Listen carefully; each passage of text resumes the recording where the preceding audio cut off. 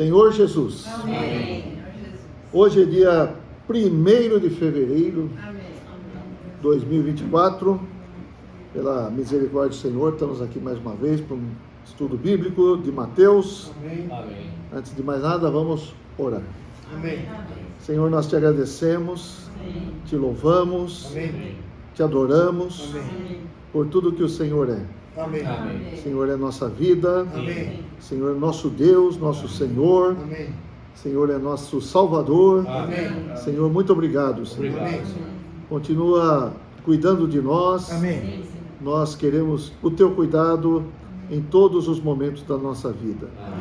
Nós não somos suficientes em nós mesmos, nós precisamos de ti, Senhor. A nossa vida só tem sentido quando estamos com o Senhor, quando agimos com o Senhor, quando vivemos com o Senhor.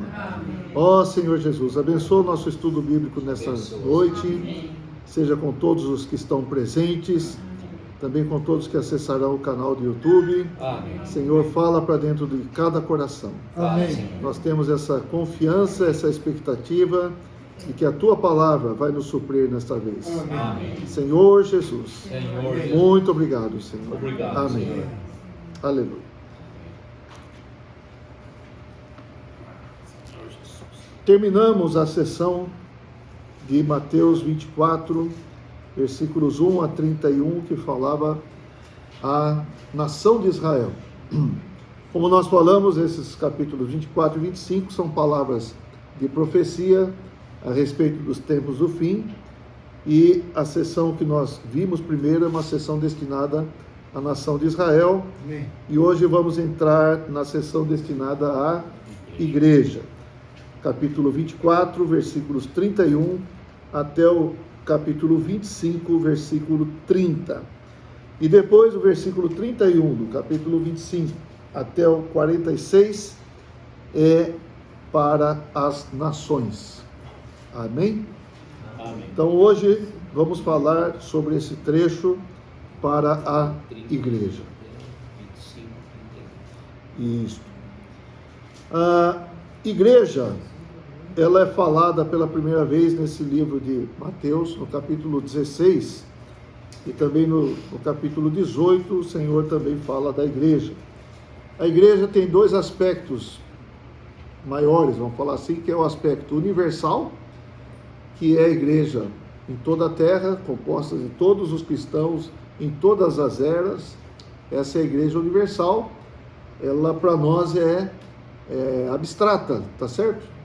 Mas tem a igreja no aspecto local, no aspecto prático, que é a igreja que representa a igreja universal num determinado município, numa determinada cidade, e ela é única nos dois aspectos. No aspecto universal, a igreja é uma só. E no aspecto local, ela também deve ser uma. Sabemos que as coisas não se apresentam assim aos olhos dos homens. Existem muitos grupos cristãos dentro de uma cidade, isso é obra de homem. Mas aos olhos de Deus, todos os cristãos numa cidade fazem parte da única igreja daquela cidade. Amém. Ok? Deveríamos viver numa comunhão livre, aberta, acolhedora, com todos os irmãos numa cidade. Infelizmente, isso não acontece. Mas, como eu falei, na Bíblia, nós temos o modelo deixado por Deus. A igreja, ela é a igreja única nas cidades. Igreja em Jerusalém, igreja em Éfeso, igreja em Corinto, as 7 igrejas citadas lá em Apocalipse. Igreja em Éfeso, é uma cidade. Igreja em Esmirna, é outra cidade. Igreja em Pérgamo, outra cidade. Tiatira, Sardes, Filadélfia e Laodiceia. São 7 cidades, são 7 igrejas. Nós estamos em Piracicaba, nós somos o quê? A igreja de Piracicaba. Deveríamos ter comunhão aberta, fluida, vamos falar assim, com todos os irmãos que vivem em Piracicaba. Apesar de muitas vezes não terem uma mesma opinião sobre algumas coisas, tal, mas nas coisas básicas nós devemos ter essa mesma opinião. Só para a gente estar bem claro, a igreja, de acordo com Efésios capítulo 4, a igreja tem 7 itens básicos que devem preservar. Efésios 4, versículo 4. Há somente um corpo. Então vamos contar aqui quantos aparece. Vamos lá. Há somente um corpo, um espírito, como também fossem chamados numa só esperança da vossa vocação. Há um só Senhor, uma só fé, um só batismo, um só Deus e Pai de todos, o qual é sobre todos, age por meio de todos e está em todos. 7 vezes aparece a palavra um. Esses 7 itens nós chamamos de 7 uns. Não tem que acrescentar mais nada a isso para nós estarmos na unidade. Não tem mais nada. Nós temos que ter essas coisas peculiares da igreja. A igreja tem um só, é um só corpo. Quantos espíritos tem? Um só espírito. Qual é uma só esperança da nossa vocação? A esperança, Cristo em vós é a esperança da glória, a esperança do nosso chamamento para a glória, enfim, essa é a nossa esperança. Um só Senhor. Quem que é o Senhor da igreja? Jesus. Uma só fé. Um só batismo. Um só Deus e Pai de todos. Então, são esses 7 itens que são peculiares à igreja. Fazem parte da igreja para sermos um. Não há necessidade de um outro item para nos tornar um. Certo, Tito? Tem necessidade? Não. Esses aqui são os 7 itens. A igreja é algo do coração de Deus. A igreja é composta, falando de uma maneira bem rápida e simples, é composta de todos os cristãos, aqueles que nasceram genuinamente do Espírito, não aqueles que se denominam cristãos, mas para ser cristão de verdade tem que ter um novo nascimento. Sem esse novo nascimento, você pode se denominar cristão, mas não ser. Então, genuinamente, todo cristão tem que ter uma experiência de um dia receber o Senhor Jesus, um dia fazer o convite para o Senhor: Senhor, venha habitar em mim. Amém. Invocar o nome do Senhor: Senhor, eu creio no teu nome, eu te recebo. Então, todo cristão precisa ter essa experiência. No passado, Deus tinha um povo, lá no Antigo Testamento, que eram os judeus, certo? Era o povo que descendeu de quem? De Abraão. Abraão, Isaac, Jacó. Jacó teve o seu nome trocado para Israel, e de Israel vieram as 12 tribos, 12 filhos se tornaram 12 tribos e formaram a nação de Israel. Esse era o povo de Deus no Antigo Testamento. Graças ao Senhor, no Novo Testamento, o Senhor ampliou isso. E o Senhor incluiu também os gentios, os que não faziam parte do povo de Israel. Como o Senhor nos incluiu? Pela fé. Ao crermos no Senhor Jesus, nós entramos para dentro do corpo de Cristo. Amém? Amém. Percebe que maravilha? Então hoje, judeus e gentios no corpo de Cristo são 2 povos? Não, somos um só. Até a vinda de Jesus, até ele morrer, ressuscitar. O povo ainda era só Israel? O povo de Deus? Sim, era Israel. E aqueles que se agregassem, né? É chamado de prosélitos. O que são os prosélitos? São aqueles que não eram judeus de nascença, mas que aderiam à crença de um único Deus, Criador, etc. e tal, e e aderiam à até então religião judaica. E esses eram os estrangeiros? Os estrangeiros. E eram chamados de prosélitos, que não judeus de nascença, mas judeus de crença. Tá bom? Mas hoje todos nós... Então, quando a gente lê estrangeiros na Bíblia, são gentios? Gentios. Tá. É. Por quê? Os povos gentios, eles adoravam outros deuses. Eles fabricavam ídolos e adoravam ídolos. Eles não reconheciam o Deus único e verdadeiro. Então, de acordo com a necessidade, eles criavam deuses. Ah, está precisando de chuva, vamos criar um Deus da chuva aqui, vamos adorar esse Deus da chuva aqui. Pensando que haveria uma divindade, um espírito que poderia ajudá-los na chuva, na doença, e aí foram criados vários deuses de acordo com as necessidades dele. Só que, o que acontece? Atrás desses deuses fabricados estão os espíritos malignos, os demônios. Então, dentro das possibilidades desses demônios, eles também faziam algumas coisas que eram sobrenaturais. Tá?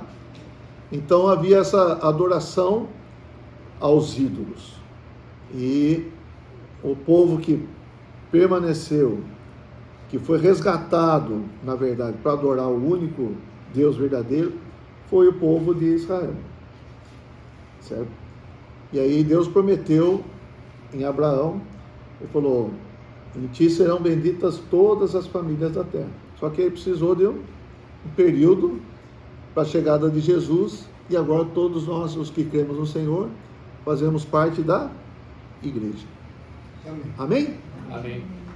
Então, no Novo Testamento, qual que é o nosso negócio? Nosso negócio é a igreja. Fazemos parte da igreja. Amém. Aleluia.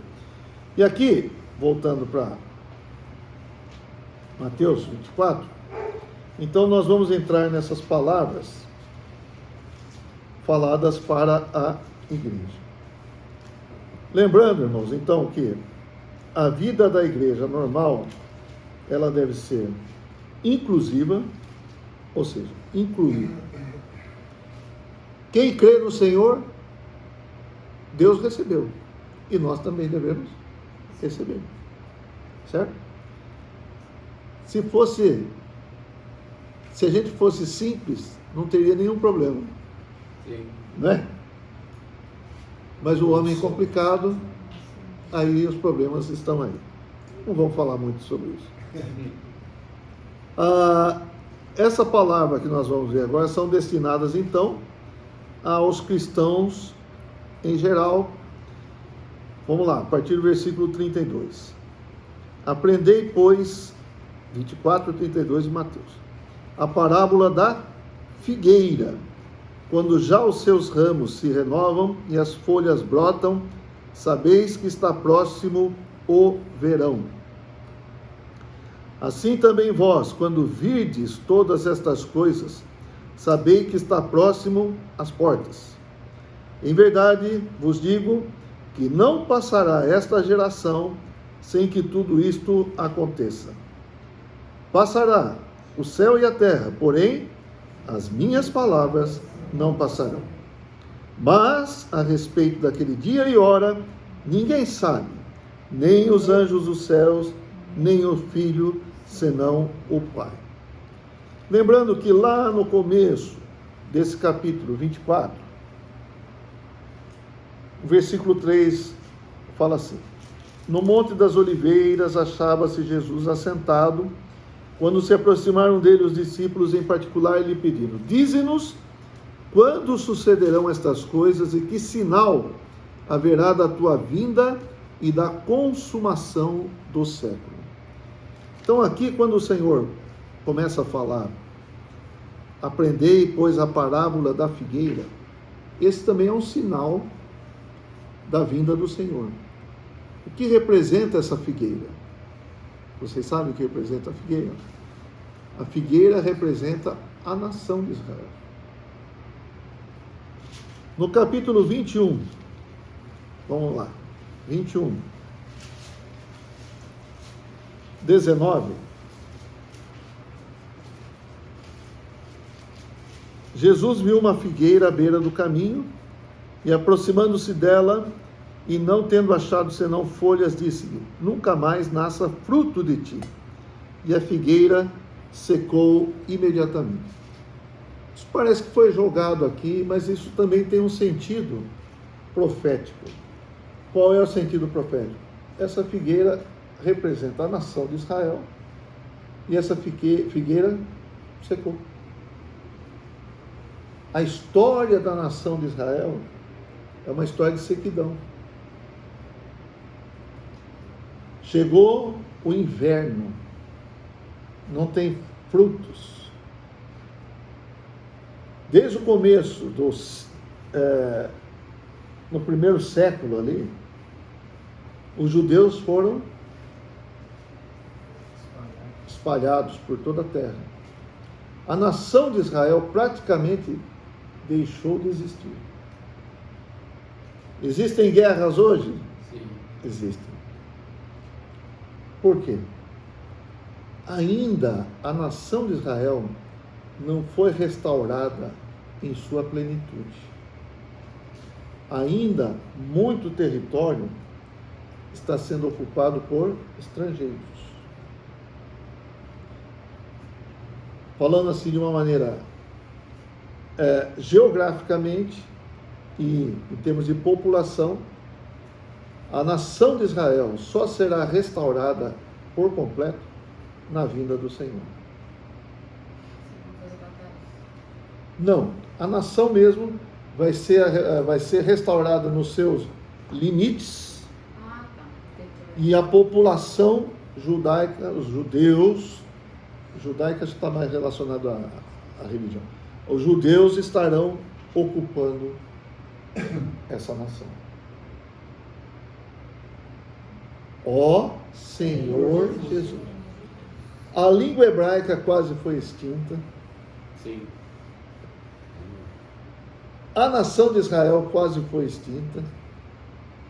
Então veja, olha um sinal que o Senhor está falando. Aprendei, pois, a parábola da figueira, quando já os seus ramos se renovam e as folhas brotam, sabeis que está próximo o verão. Então, passando o inverno, chegando o verão. Então, nós cristãos aqui, está falando para nós cristãos, nós temos que ficar de olho na situação de Israel. E tem sinais já? Não. Bastante. Sim. Uma coisa tão improvável, irmãos, a gente vê que a nação de Israel, os israelitas, ou israelenses, né, sempre foram perseguidos, foram dispersos, tal, mas de uma maneira ou de outra, eles se preservaram, mesmo fora dos seus países, do seu país, se preservaram como judeus, certo? Nós somos o quê? Nós somos o quê, Humberto? Humberto Marson. Seu nome é o quê? Alemão? Italiano. É italiano. Tutti buona gente, claro. Mas você é italiano? Não. Você é brasileiro. Mas no caso do judeu, se você fosse um judeu, você ia falar: eu sou judeu, mesmo nascendo no Brasil. Está dando para entender? Então os judeus se preservaram dessa maneira, mesmo nascendo em outros lugares, mas sendo filho de judeu, ele permanecia judeu. Os meninos praticavam a circuncisão e praticam até hoje, certo? Então, irmãos, o que eu quero falar com relação a isso? Essa nação quase que é... Mas se fosse extinta, se acabasse a nação de Israel, como que ia cumprir as profecias da Bíblia? Profecia das 70 semanas, por exemplo.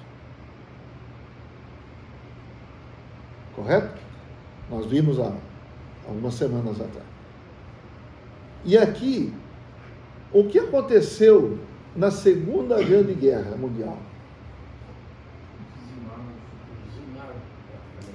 Os judeus foram perseguidos dizimados, não é?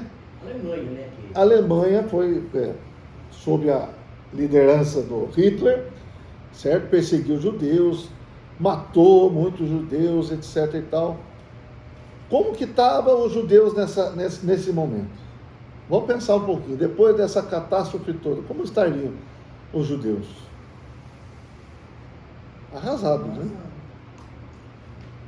Dá para pensar que logo depois disso, e ainda assim, o mundo inteiro não sabia que essa situação estava acontecendo.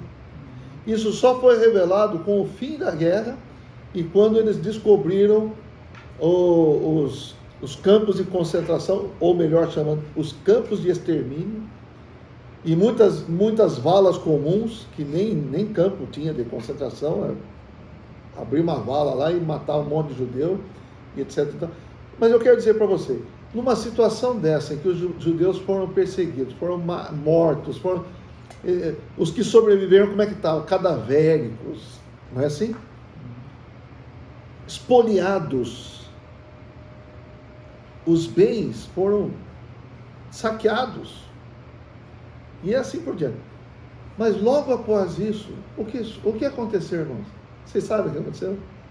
Em 1948, olha só, 45 terminou a guerra, não foi? Vocês lembram ou não? Sim. Não lembro, não. Historicamente. Historicamente, né? Então, em 45 acabou a guerra. E aí surgiu toda essa situação que foi descoberta, tal. Quer dizer, o povo estava em frangalhos. Mas exatamente em 48, a nação de Israel brotou. A figueira foi renovada. Eu não sei se vocês estão entendendo o que eu estou querendo dizer. De uma situação de morte, de terra arrasada, de extermínio, logo depois, 3 anos depois da guerra, a nação de Israel não é restaurada completamente, mas é restabelecida. Eu pergunto, isso não é milagre de Deus? Isso não é coisa de Deus? Isso é coisa de Deus. E ainda assim, logo depois que é restabelecida, saindo dessa situação toda de ruínas, o que aconteceu? Guerra!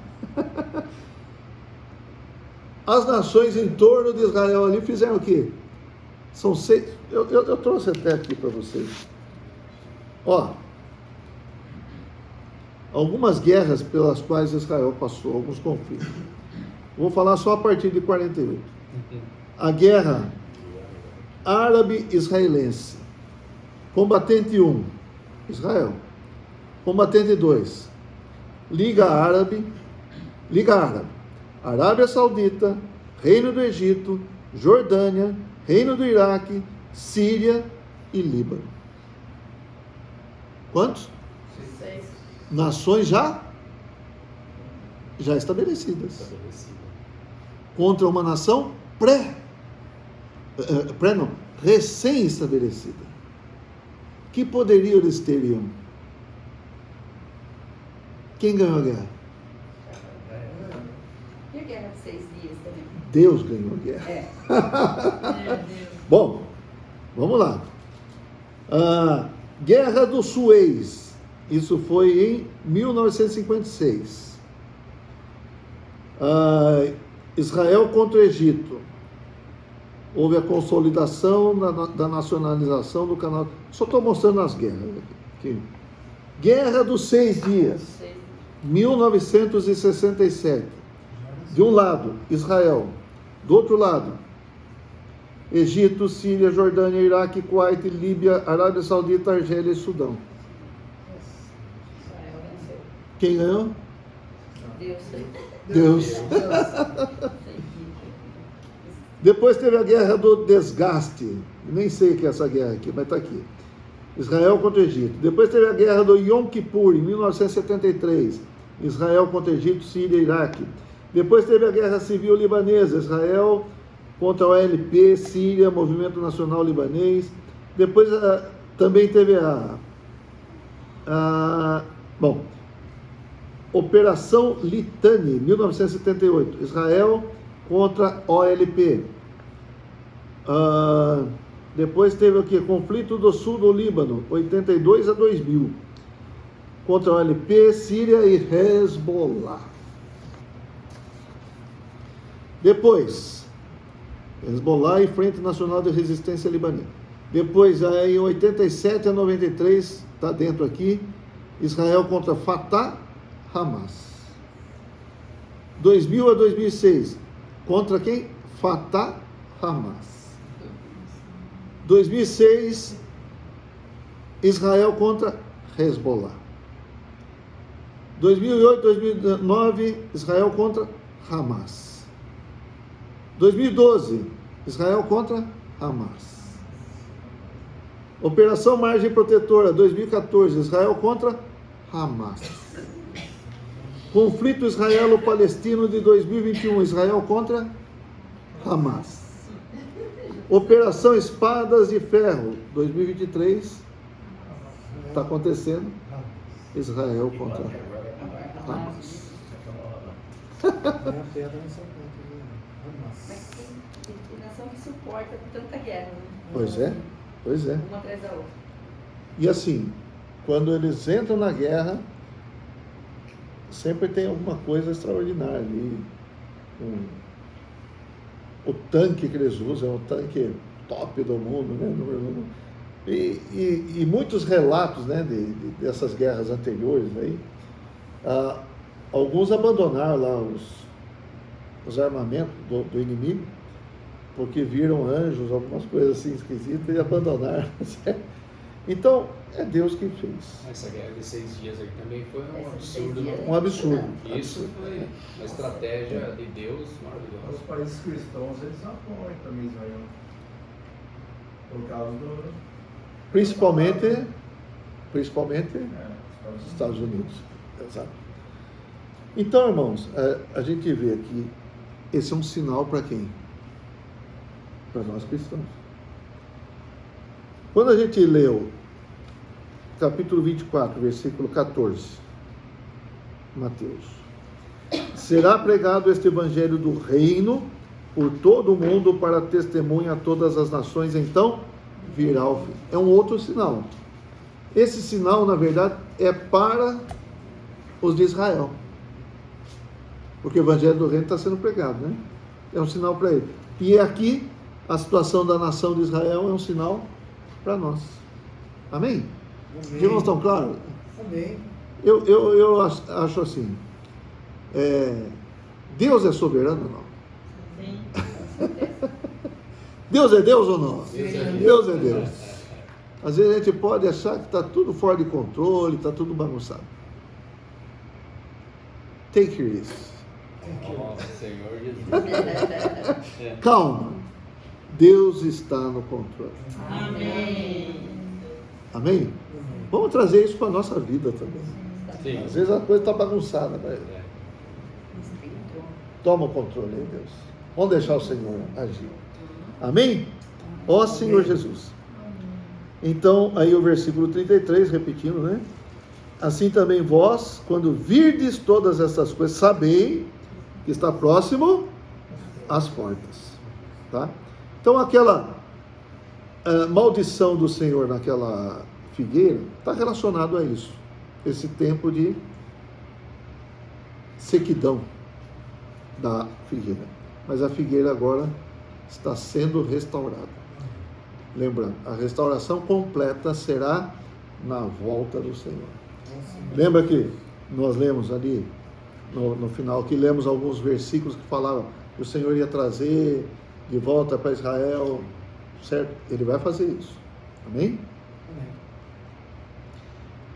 Versículo 34: não passará esta geração sem que tudo isto aconteça. Quando fala de geração aqui, não é a geração de um tempo, é a geração moral, como as pessoas são, certo?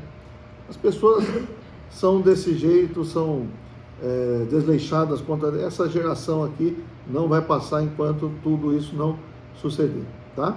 É que a gente entendia geração, fala assim, ó, se for geração, está acabando, né? É. Porque, É a geração dos homens, vamos falar assim. É. Eu imaginava Tá assim, chegando. uma geração, por exemplo, acontece, uma geração... De tantos anos. Por exemplo, Não, uma tem- geração de zero. Se a pessoa não vive 100 anos, por exemplo, eu imaginava dessa forma, uma geração... Tem essa conotação também em alguns lugares. Né? Como é que é? Deus visita a iniquidade na terceira e quarta geração. Então é nesse sentido. Mas aqui não. É a situação moral da sociedade. Ok? Ok. Vamos lá. A condição moral das pessoas, e não a geração de um período de tempo na história. E as palavras do Senhor não passam. Amém. Amém. Tudo vai se cumprir. O que já veio o tempo do cumprimento, cumpriu-se exatamente como a palavra dizia. O que ainda não veio o tempo do cumprimento, vai se cumprir, como a palavra diz. Amém. Talvez não seja como às vezes a gente interpreta, mas quando cumprir, a gente vai ver que é cabal. Certo? Eu gosto muito de dar aquele exemplo, né, do nascimento de Jesus. Da onde vem Jesus? Ele é de Nazaré. Mas ele não nasceu em Nazaré. Ele nasceu onde? Em Belém. Mas tem uma outra profecia que fala: de ti, Belém, nascerá o guia, não é? Cumpre essa profecia também? Cumpre. E qual outra profecia? Do Egito chamei o meu filho. Mas ele é egípcio? Não. Ele nasceu no Egito? Não. Mas teve que fugir para o Egito por causa do Herodes. Percebe? Então, essas três profecias, se você tomar uma e falar, não, se ele vem do Egito, não pode vir de Belém. Entendeu? Você vai falar, a Bíblia é contraditória. Até a vinda do Senhor Jesus, você podia pensar assim. Mas quando as profecias se cumprem, você vê que é tudo harmonioso. Né? Ele nasceu em Belém, ele fugiu para o Egito, chegando do Egito, ele foi morar onde? Nazaré. E ele será chamado Nazaré. A Bíblia é maravilhosa. É ou não é? Então, algumas coisas que a gente pode não estar conseguindo encaixar, a hora que se cumprir, você vai ver, foi exatamente como Deus falou. Ó Senhor Jesus. Então, hoje a gente vai vendo, analisando de acordo com as indicações aqui que o Senhor está dando, mas alguma coisa que a gente pode pensar diferente, quando se cumprir, a gente vai ver que é exatamente como Deus falou. Vamos lá. Versículo 36. Mas a respeito daquele dia e hora, ninguém sabe, nem os anjos dos céus, nem o Filho, senão o Pai. Eu já falei algumas vezes aqui que alguns intérpretes da Bíblia, alguns profetas, deram uma profetizada sobre a vinda de Jesus, que seria... Irmãos, tem muitas, na história tem muitos profetas, tá? Que falaram, predisseram quando Jesus viria, se aprontaram. E erraram. Sem dúvida, senão a gente não estaria aqui, né? Mas as pessoas acreditaram. E acreditaram por quê? Porque não leram esse versículo. Não é? Então, mais uma vez eu quero falar, irmãos, nós precisamos ler a Bíblia. Amém. Amém. Não é acreditar em tudo que alguém que se diz profeta, ou oráculo, ou alguma coisa assim falar. Não acreditar em fake news. Exatamente. Não podemos acreditar. Nós temos que conferir com a Bíblia. A Bíblia é a palavra de Deus. Amém. E por que essas pessoas fazem isso? Se ensoberbeceram. Foram se achando. Foram acreditando que se ele não falar, Deus não fala. Ou coisa assim. Entenderam? E aí, deram com os burros na água. Por quê? Jesus veio no dia que ele for falar, e ainda assim errou, não, faltou um detalhe, vai ser daqui tantos meses, ou vai ser, agora eu corrigi a profecia, e também não veio. Entenderam? Então, irmãos, mais uma vez quero falar, precisamos conhecer a Bíblia, precisamos conhecer a Palavra de Deus. Ela é a nossa base, nosso fundamento seguro. Passará o céu e a terra, porém as minhas palavras não passarão. É isso aí. O que eu falar por mim mesmo, o vento leva. Mas o que Deus fala, isso não passa. Amém? Aleluia. Então, a gente vê aqui, nem o filho sabe senão o pai. Aqui o filho, ele está se colocando na posição do filho do homem. É só o pai que sabe, isso está reservado para o pai. Amém? Aleluia. Não podemos confiar em ninguém que fala algo além da Bíblia. Amém? A Bíblia é o nosso trilho. Dentro de nós tem o Espírito. Todo cristão recebeu o Espírito de Deus. É um poder, Deus, a vida dentro de nós, mas essa vida não vai caminhar sem ter o trilho da palavra de Deus. Então, interiormente nós temos o Espírito em nós, e exteriormente nós temos a Bíblia. Esses dois se correspondem. Esses dois não se contradizem. Amém? Esses dois se completam. Amém. Então, às vezes, em meu interior, eu posso estar com um sentimento, mas aí eu vou ver na Bíblia, esse sentimento não bate com a Bíblia. Então, esse sentimento é do Espírito ou é da nossa alma? Não é do Espírito. Se não bate com a Bíblia, não é do Espírito. Eu estou com uma ideia aqui maravilhosa, mas se não bate com a Bíblia, joga fora. Entenderam? Estou com uma ideia aqui de como os cristãos devem ser, como que eles devem falar, como eles devem se reunir e tudo mais. Uma ideia maravilhosa. Está na Bíblia? Não. Joga fora. Amém? Amém. Então, Deus é maravilhoso. O Espírito em nós é a locomotiva. A Bíblia fora de nós são os trilhos da locomotiva. Ó Senhor Jesus. Aleluia. Versículo 37. Pois assim como foi nos dias de Noé, também será a vinda do Filho do Homem. Porquanto, assim como nos dias anteriores ao dilúvio, comiam e bebiam, casavam e davam-se em casamento, até o dia em que Noé entrou na arca. E não o perceberam, senão quando veio o dilúvio e os levou a todos. Assim será também a vinda do Filho do Homem. Os dias que antecedem a vinda do Senhor são como nos dias de Noé. O que as pessoas faziam? Casavam, davam-se em casamento, comiam, bebiam. Mas não é normal casar e comer e beber? É normal. Mas fazer disso o centro da sua vida distrai você de Deus. Fazer tudo isso sem Deus não tem sentido. O inimigo de Deus coloca no coração das pessoas o quê?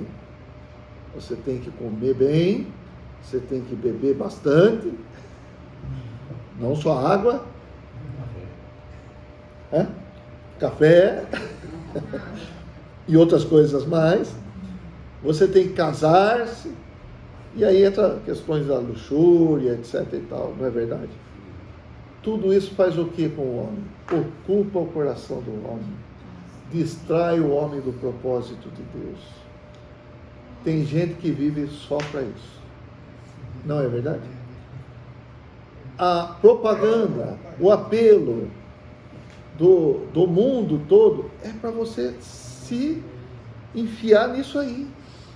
É para você se consumir, buscando comer, beber, morar, vestir, casar, tal, tudo isso. E ainda quando você tem roupa, não, mas não é só essa roupa, você tem que ter uma roupa de marca. Tem que trabalhar mais. Quando você está comendo e bebendo, não, você está comendo e bebendo, mas tem coisa muito melhor. Você precisa comer melhor, você precisa beber melhor. Vou dar um exemplo. Você está bebendo um vinho de 30 reais, não, mas tem vinho de R$1.000. Você está com um carro de 50 mil, mas tem carro de 100, 120, 130, 140, 150, 2 milhões. Então você está sempre ocupado, seu coração está sempre preocupado, está sempre sendo usurpado pelo inimigo. O inimigo de Deus faz. Eu pergunto para vocês, as pessoas hoje estão preocupadas com Deus?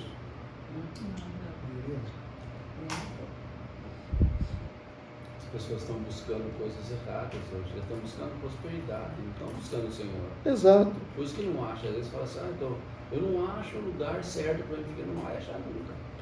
Porque querem bens, querem para si. Eu preciso de conforto, eu preciso de tudo isso. E esquece de Deus. O inimigo consegue capturar o coração das pessoas, fazer as pessoas se exaurirem as suas forças em torno dessas buscas e não ter mais uma gotinha para Deus, né? Não tem mais nada, não sobrou nada para Deus, está tudo esgotado, já minhas forças estão esgotadas, não tenho mais ânimo, trabalhei muito, consegui uma casa, mas ainda tem que conseguir mais coisa. É assim ou não é? É. Assim vai ser no dia que antecede a volta do Senhor. Uma distração muito forte, muito grande. Alguns até falam que ser cristão é coisa para quem não tem o que fazer. Senhor Jesus. Não é? Cabeça fraca, coisa assim. Irmãos, não vamos cair nessa. Temos necessidades? Sim. Temos. Portanto, vós orareis assim. Pai nosso que está nos céus, em primeiro lugar, santificado seja o teu nome. Venha o teu reino. Seja feita a tua vontade, assim na terra como no céu. E aí? O pão nosso de cada dia nos dê hoje. E vai por aí. Nós podemos orar para o Senhor nos suprir? Sim. Sim. Então, vamos confiar no Senhor. Capítulo 6 de Mateus. Buscai, pois, em primeiro lugar o seu reino e a sua justiça, e todas estas coisas vos serão acrescentadas. Nós não vivemos pelas coisas, nós vivemos para Deus. Nós trabalhamos, nós cumprimos nossos deveres, sim, mas não vivemos para eles.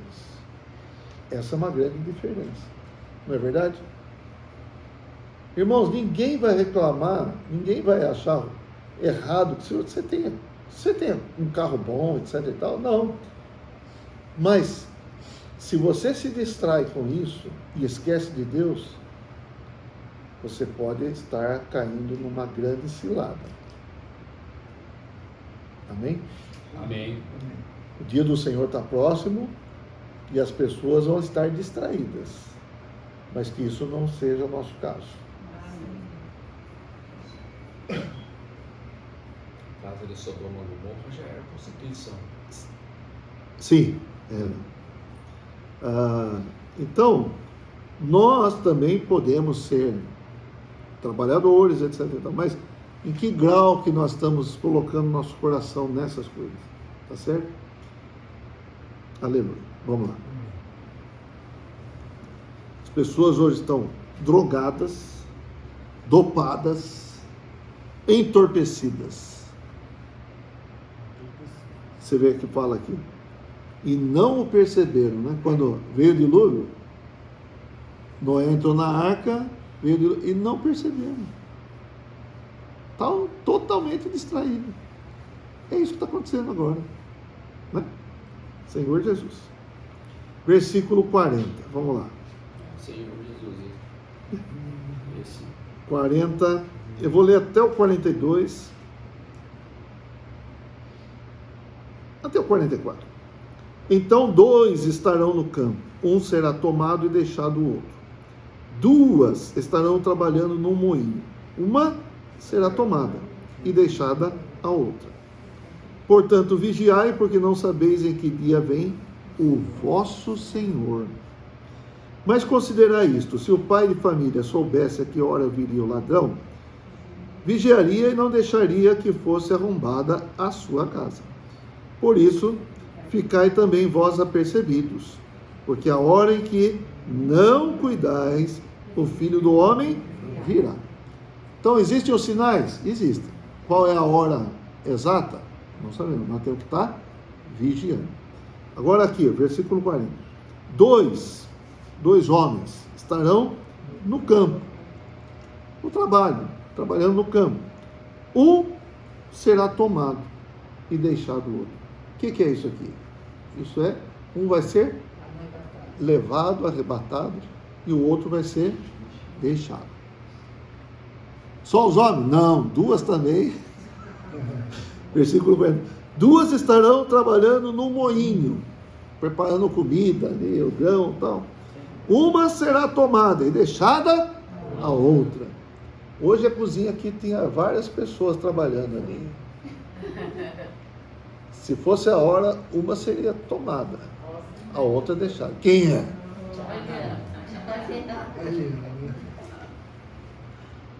Mas o que significa isso? É bom a gente prestar atenção. Essas pessoas, uma tomada, outra deixada, é um cristão e um incrédulo? Não é. Por quê? Versículo 42. Portanto, vigiai, porque não sabeis em que dia vem o vosso Senhor. Então, essas pessoas têm um Senhor. Quem é o Senhor? Jesus. Então, essas pessoas são cristãos, crentes, servos de Deus. Só que um está preparado, o outro ainda não. Eu não sei se a proporção vai ser essa. Metade. Tá certo? Então, eu estou trabalhando com o Titão lá no campo. Aí, o Titão vai, eu fico. Não, eu vou ficar no seu sapato. O que? Você jacou agora? É alto. Não é essa proporção. Aqui, por exemplo, serão 15. Amém. Lá na rua, lá a gente não sabe, né? Aqui.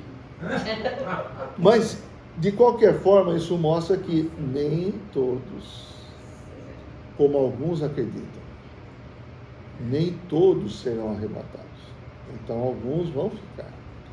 Esse arrebatamento acontece quando? É na volta do Senhor, na parousia, na vinda nesse processo da vinda do Senhor. Mas é antes da... antes da grande tribulação. Então, a gente tem que almejar ser arrebatado. Para nos livrarmos também da grande tribulação. Outra coisa que a gente tem que reparar. Eles não estão na reunião da igreja. Certo? Eles não estão num jejum. Eles não estão numa vigília. Assim, numa vigília, porque aqui fala vigiai, mas não estão numa vigília assim, formal. Eles estão trabalhando. Eles estão no dia a dia. E se você pensar, mas eles também estão trabalhando aqui para comer e beber, não é? Sim ou não? Sim, normal. Só que o viver deles não é só para isso. O viver deles é para Deus. O viver deles é de fazer a vontade de Deus. Então, mesmo fazendo as coisas comuns da vida, nós devemos estar em espírito, invocando o Senhor, tocando o Senhor, obedecendo o Senhor, servindo o Senhor. Amém? Vigiando e orando. Vigiando, orando. Então, está lá no campo. O Alberto está sempre no campo, né? Normalmente está sozinho no campo, né? Fiquem doido. Ele vai sozinho para não correr o risco. Ficar sozinho, mas não. Chega lá, ué, cadê o outro? Agora você mesmo. Vai receber, irmão. Aí, É ruim. Eu sempre tento estar junto com alguém mais ruim que eu, né?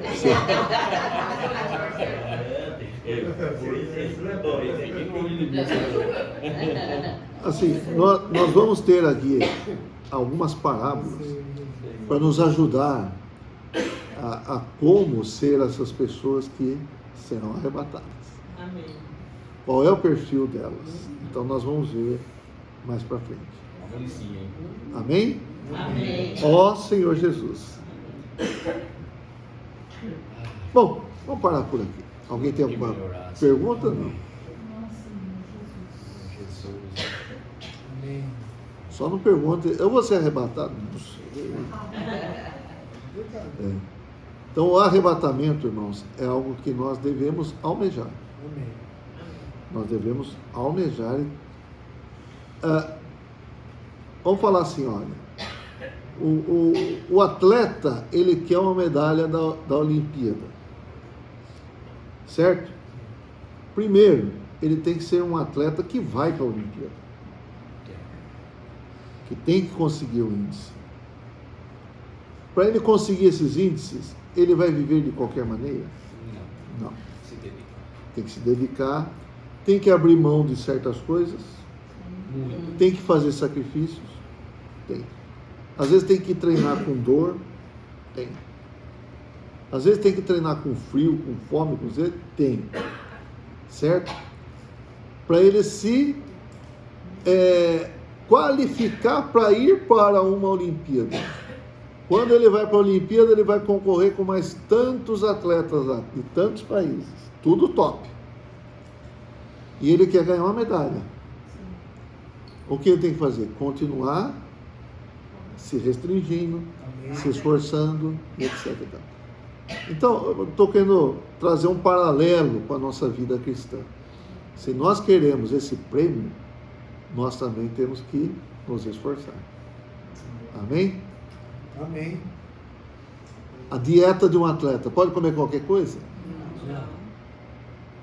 Pode beber qualquer coisa? Não. Em tudo ele é restringido. Certo?